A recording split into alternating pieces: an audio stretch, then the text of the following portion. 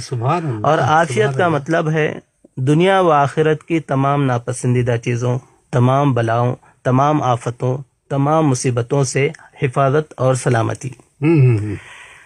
اللہ کے رسول صلی اللہ علیہ وسلم نے فرمایا کہ ان احدا لم یعطى خیرا من العافیہ بعد الیقین خیرا من العافیہ، کہ تم میں سے یقین کے بعد عافیت والی یا عافیت جیسی نعمت کسی کو عطا نہیں کی گئی۔ صحیح بات۔ ایک دن حضرت عباس بن عبد المطلب نبی کریم صلی اللہ علیہ وسلم کے پاس آئے اور کہا کہ یا رسول اللہ علمنی شیئا اسألہ اللہ، مجھے کوئی ایسی بات بتائیں کہ میں اللہ تعالیٰ سے مانگوں۔ تو اللہ کے رسول صلی اللہ علیہ وسلم نے فرمایا کہ صلی اللہ العافیہ، اللہ تعالیٰ سے عافیت مانگو۔ بے شک۔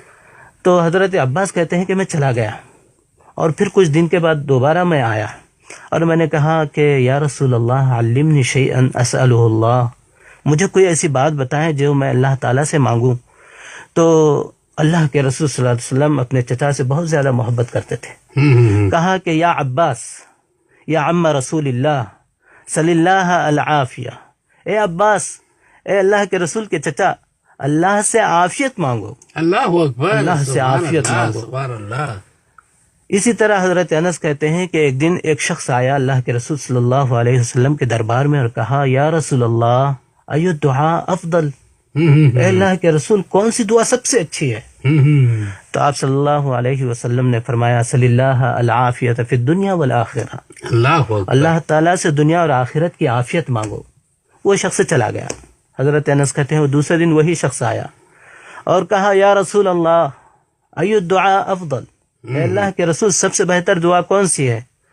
تو اللہ کے رسول صلی اللہ علیہ وسلم نے فرمایا صلی اللہ العافیۃ فی الدنیا والآخرہ فإن اعطیت العافیہ فی الدنیا والآخرہ قد افلحت، اگر تجھے اللہ تعالیٰ سے دنیا اور آخرت کی عافیت مانگو، اگر تمہیں دنیا اور آخرت کی عافیت مل گئی گویا تم کامیاب ہو گئے، کامیاب ہو گئے۔ نبی کریم صلی اللہ علیہ وسلم نے فرمایا کہ من اصبح منکم آمنا فی سربی، کہ تم میں سے کوئی اس طرح صبح کرے کہ اس کو کسی قسم کا خوف نہ ہو، نہ اس کے بدن کے سلسلے میں، نہ اس کے قوم کے سلسلے میں، نہ اس کے گھر کے سلسلے میں، معافن فی جسدی، اور اس صحیح سلامت ہو، تندرست ہو، اس طرح صبح کیا ہو، اس نے صبح ہوئی ہو، اللہ اکبر، عندہ قوت یومہ، اور اس کے پاس اس دن کی روزی روٹی ہو، کھانے پینے کا سامان ہو۔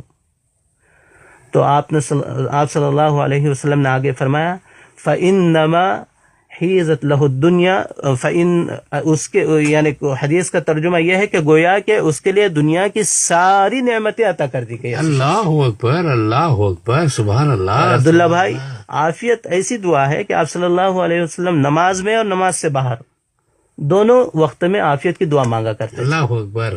نماز میں آپ صلی اللہ علیہ وسلم دونوں سجدوں کے درمیان عافیت کی دعا کرتے تھے، اللہم ارحمنی وارزقنی وعافنی واہدنی، اور اسی طرح دعا قنوت میں اللہم اہدنا فی من ہدیت وعافنا فی من عافیت، اے اللہ ہمیں ہدایت دے اور عافیت عطا فرما، ان لوگوں جن کو تو نے عافیت عطا کیا انہی کی طرح ہمیں بھی عافیت۔ بے شک۔ اور نماز سے باہر جب آپ قبرستان جاتے تو کہتے یا اہل الدیار من المسلمین والمؤمنین انا بکم لاحقون، اے مسلمان اور مومنین قبرستان والو تم پر سلامتی ہو، السلام علیکم، ہم بھی تمہارے پاس آنے والے ہیں۔